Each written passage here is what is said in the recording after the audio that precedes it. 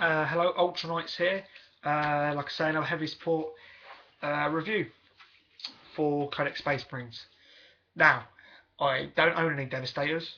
Unfortunately, I have fielded them, proxied. Didn't really like them. Have seen them played in tournaments. Well, a lot in tournaments, uh, and I've seen them a lot played by things like Blood Angels, etc. Uh, Unbelievably played by Space Wolves, and they are the Space Wolves. Their dominant unit, long fangs, my god. But, Devastators. Probably one of the best units for Space Marines as far as a unit goes, in the definition of a unit. Five of them with rocket launchers or las cannons or something like that. Probably not las cannons, a bit too expensive, but anti-tank weapons especially. And you've got a unit that's just going to pour out the hurt. Excuse me, got a cough. Now, I have proxied them. I didn't like them. The reason I didn't like them was because I thought there were better units out there for the job they did, such as something like a Thunderfire cannon. I was wrong, but that's what I thought at the time, and I haven't got around to buying any more or any of them.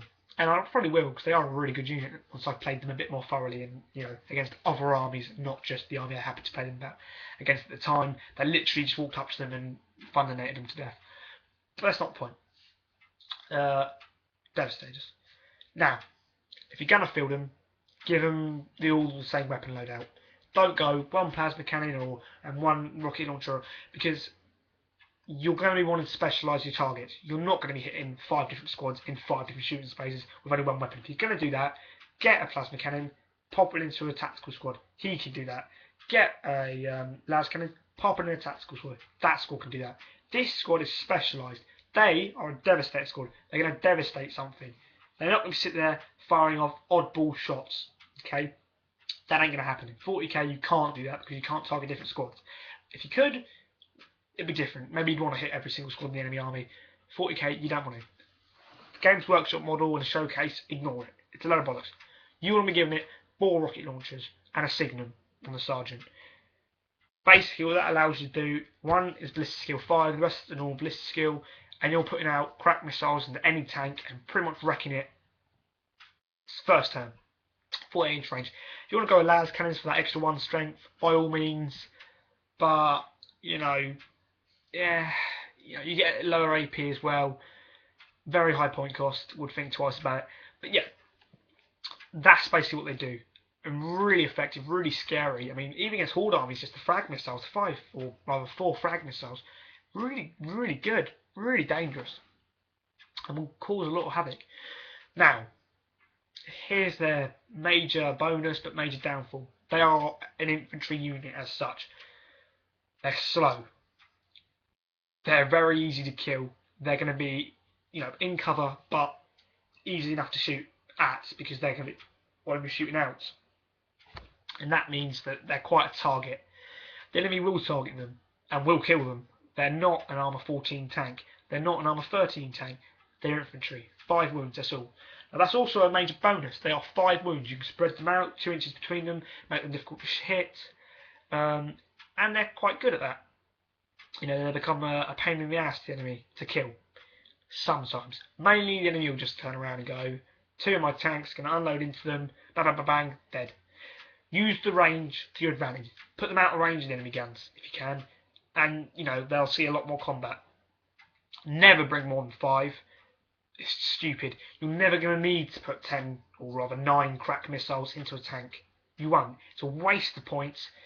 Use that somewhere else. Don't do it. Tactics, put them in buildings, any sort of cover they need to be in. Do not put them in the open, they'll die. Target vehicles, because the only way you're going to make their point cost back quickly. Then target things like infantry.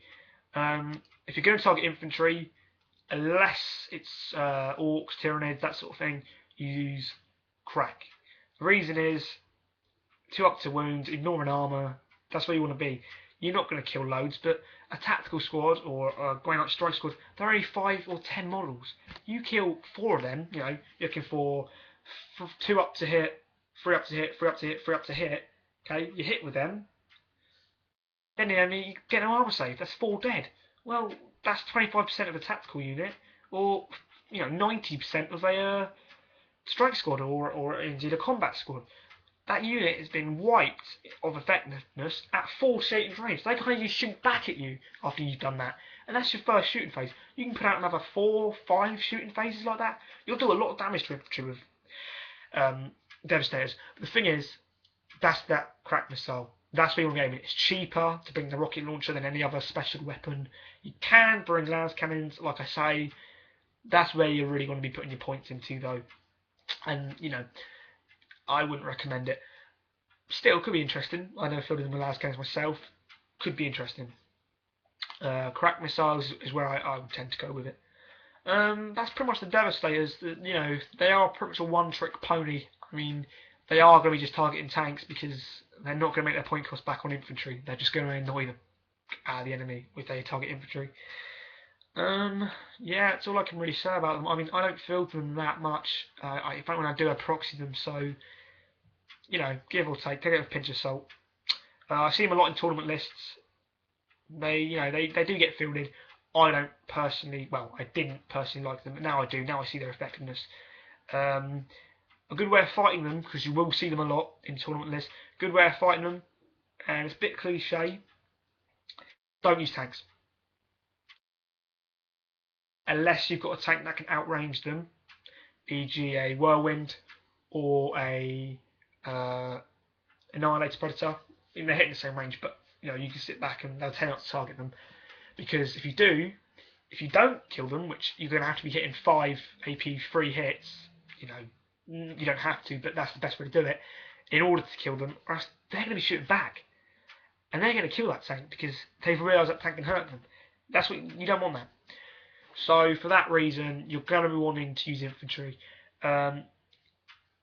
Pitched battle is where they're most ineffective because you can get up to them. Basically what I do is I go Razorback up about 12 inches, and I should be able to kill them by round 2, possibly round 3 on a good day.